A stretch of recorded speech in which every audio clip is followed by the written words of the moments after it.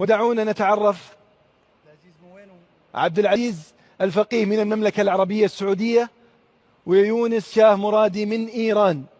إذن مشاهدينا أمامكم صاحبي المركز الأول والثاني، والفائز بالمركز الأول في الموسم الثاني، والجائزة قدرها 3 ملايين ريال سعودي في عطر الكلام في فئة التلاوة. وهذه الجائزة حصلت على رقم جينيس كأكبر جائزة من نوعها للقرآن. الفائز بالمركز الأول في الموسم الثاني في عطر الكلام لفئة القرآن يفعلها يونس آخر، يونس شاه مرادي. ألف مبروك، 3 مليون ريال سعودي. إذن الفائز بلقب عطر الكلام يونس آخر، فعلها يونس غربي في المرة الأولى، يونس آخر يفعلها في الثانية.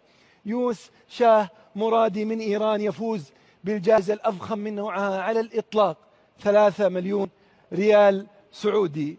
دون شك لا ننسى صاحب الصوت العذب، صاحب المركز الثاني في مسابقة عطر الكلام، عبد العزيز الفقيه من المملكة العربية السعودية. عبد العزيز الفقيه صاحب المركز الثاني ومبلغ 2 مليون ريال سعودي. إذن مشاهدينا عرفنا من هم أصحاب المراكز العشرة الأولى، من فاز بفئة التلاوة، من فاز بفئة القرآن. هنا وصلنا معكم مشاهدينا لختام رحلة روحانية مذهلة ورائعة خضتوها معنا.